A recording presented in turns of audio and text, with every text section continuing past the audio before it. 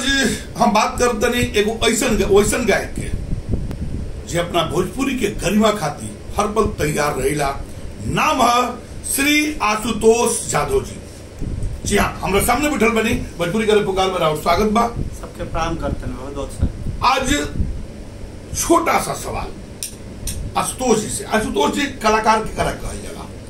कलाकार वही आदमी के कहल जाए जी जो भोजपुरी के मतलब अपना मातृभाषा के अच्छा से देख रेख करे, अच्छा गीत प्रस्तुत करे, भोजपुरी में अश्लीलता ना फैलावे, समाज के एगो आईना होला कलाकार, जौन समाज में गंदगी बा ओकरा के दिखावे, ना कि खुदे गंदगी करे। सोची कितना बड़हन बात बोल रही है आशुतोष जी कि समाज में जो गंदगी होखे ओकरा के हटावे के प्रयास करिए, ओकरा के गीत के माध्यम से सन्नता से दिखावे के प्रयास करिए, जो से कुरीति के दूर होके।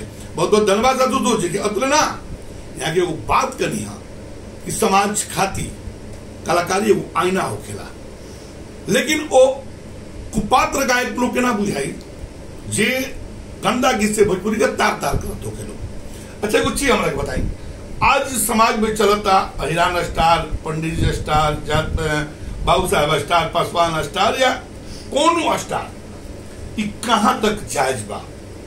ये तो एक तरफ से फालतू गिरी बाटे। छोट कलाकार जितना भी लोग बाड़े जातिगत हाथ धो के आगे बढ़ल चाहता रहे, वहाँ लोग इतना नहीं बुझात कि अगर एगो जात से अगर भोजपुरी हमन के बने तो एगो जात से अगर कलाकार बन जाए के रहे तो कलाकार ना दंगई बन जाए। ऐसे कि कलाकार हमेशा सबका रखती होला। कलाकार कोनो एगो अलग एगो कास्ट होला, कोनो एथी ना होला कि मतलब कि तू अहिर हो तो अहिरान गाव, बाबू साहब हो तो बबुआन गाव। ये कुल बहुत गलत हो रहा बा समाज में। हम एक कबो सपोर्ट ना करीला, हम एक समझीला कि एक तरह से दंगे लोग करता। सोचिए कतहत बड़हन बात बा कि एगो कलाकार एगो जाति से आगे नहीं बढ़ सकत, फिर कैसन जातिगत स्टार, तो बड़ा शर्म के बात बा। खैर ये वीडियो देख के उनका तो जरूर शर्म लागी, जरा तनको मन में लाज हुई जे अपना के कलाकार कही, कभी भी जातिगत गीत ना गाई, कबो जाति के नाम पर दंगा ना भड़काई, कबो जिला के नाम पर दंगा ना भड़काई। हम चाह कि कोनो को बढ़िया गीत के माध्यम से संदेश दिलवा। भोजपुरी में हमने के भोजपुरी के अगर अपना माई कहनी जा तो दुनिया में सबसे बड़ काम एगो अच्छा लड़का के ये होला कि वो अपना माई बाप के सेवा करो। लोग धर्म के नाम पर भी खेला करता, जात के नाम पर गीत गावता, तमाम तरीके का फुअर गीत गावता। एगो हम गीत हाल ही में गौले रहनी कि लिखल प्रभु के लिखनिया के, क्या बात है, केहू का करी रे पत्थर, कि पत्थर पूजला से मिली है ना कबहू हरी रे पत्थर, कि माई बाप के सेवा कर। माई बाप से बढ़ से दुनिया में कुछ ना होला। बिल्कुल ये सब बचपन से हमने के सीखत आवत नहीं जाए। इहे हमने के अगर भोजपुरी के माई कहत जा तो भोजपुरी के माई के पूरा फर्ज हमने के निभावे के चाहिए। यह कहे के भाव का बागी के कि केहू के ना बुरा बोल ना ही सताव, निमन करम कर निमन फल पाव, कि गीतिया गाई गाई कहले आशुतोष सगरी रे पत्थर, पूजला से मिली है ना कबहू हरी रे फुहर, गावला से कबहू ना ताज पहिरी रे फुहर। वाह क्या बात है। शायद ये बात ऐसा गीत ऐसा जो दिल के झकझोर देता, लेकिन फिर कहता नहीं ओ कुपात्र के कोनो ना बुझाई जे जाति के नाम पर रोटी सेक के अपन रोज ही रोटी सेकत होके अपन पॉकेट भरत होके। अच्छा चीज और बताई कि आज गाली देके, जैसे हम पंडित जी बानी, पंडित जी के गाली देके अपना के सिरमौर कहते नहीं, पंडित जी के सिरमौर रही, जादव जी गाली देके कहते कि हम जादव के सिरमौर रही, बाबू साहब के सिरमौर रही।